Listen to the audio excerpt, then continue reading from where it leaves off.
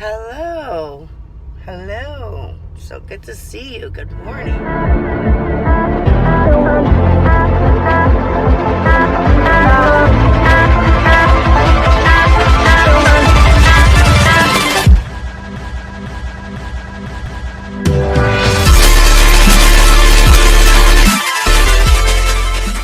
This is a good one. For those of you who watch me or remember my tribe, you may know that I'm just not big onto labels anyway.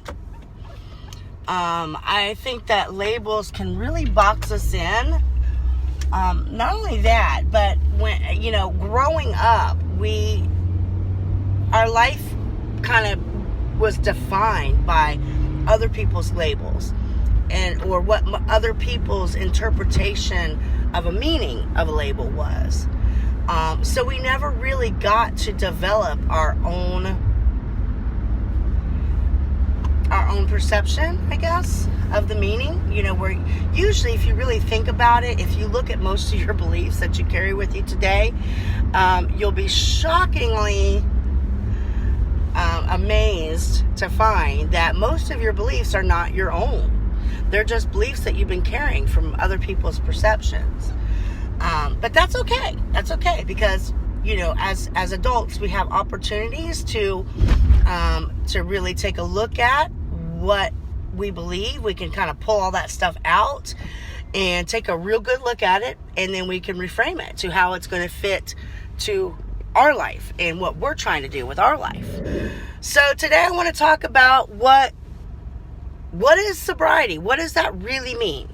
Because this weekend I actually spent some time with the girls at the pool, and it was kind of nice. Both those girls go to NA, and as you guys know, I'm not a member of any affiliation. I used to be a part of the rooms many years ago, but I live a life of sobriety based on the spiritual laws and principles such as the law of attraction. And to me, and you guys, like I said, you've got to pull out your own beliefs, and you decide what sobriety means for you. But to me, sobriety means clarity of mind and clarity of purpose. Doesn't mean that you can't have a beer or a glass of wine. Maybe that's what it means for you. It doesn't necessarily mean that that's what it means for me. Now, I can tell you, I don't want to have a glass of beer or a glass of wine as a general rule. If I did want to, though, I really, I have, on New Year's or whatever, sitting with my girlfriend, I've had a glass of wine. I don't really like it anymore, but I have had it. It's not like it set me out on a bender, okay? But I believe if I had a fear that it would send me out on a bender, then it would, because I believe that, we can really manifest our fears. And fear is a very strong emotion, and we do tend to end up kind of, bringing our own fears to reality when we fear them too much. So yeah, for me, it's just chill, and and then there's a lot of people too that believe that, if you're on a methadone program or if you're taking any sort of a medication for any reason that you're not necessarily sober, that's just not true. That is just not true. Medicine has its place. I don't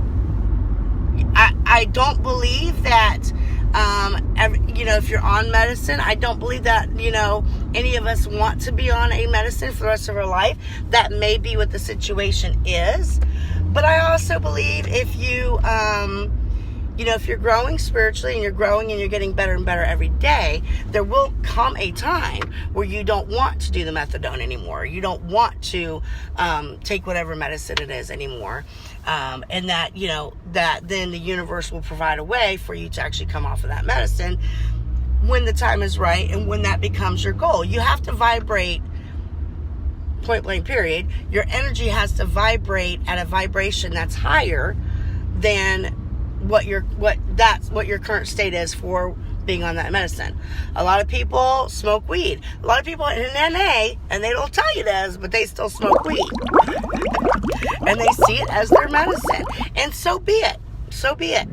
If they have clarity of mind and clarity of purpose, they're living a life of sobriety. But I also believe that if they can get their vibration to raise, if they continue to grow spiritually, that eventually their vibration will be high enough that actually smoking the weed, they won't want to smoke the weed anymore, because smoking the weed will actually lower the vibration of their current natural state. So, I mean, to be sober, I mean, that, you know, they say it's one day at a time, which it is. I do my program one day at a time. But also, I feel like, and I don't know that this is 100% true.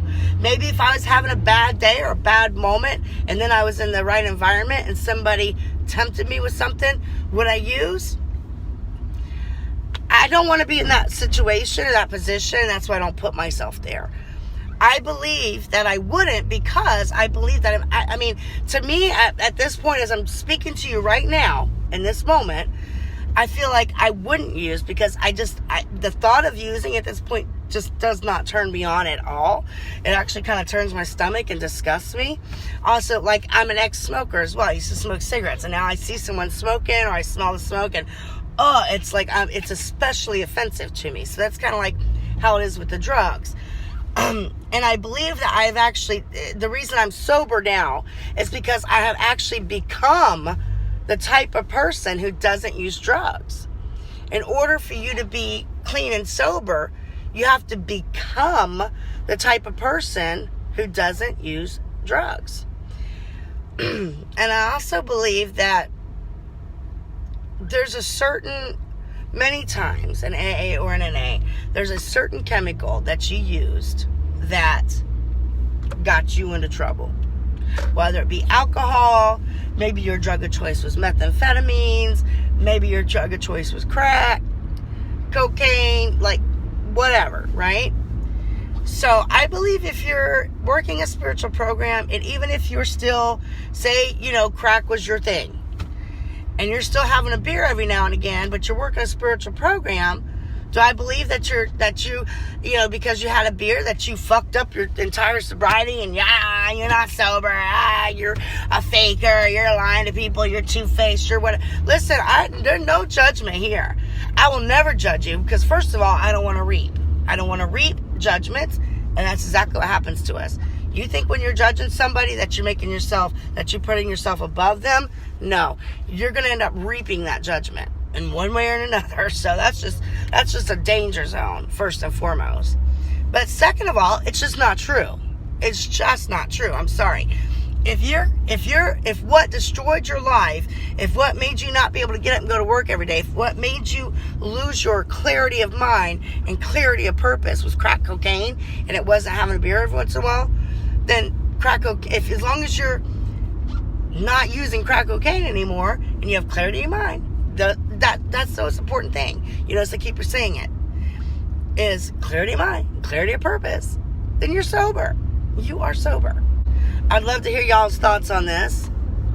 I love taking you guys on the commute to work with me, because we love to start our day off grateful on the commute with me, saying what we're grateful for, starting our day off the power of positivity. So you can put what you're grateful for in the comments if you like.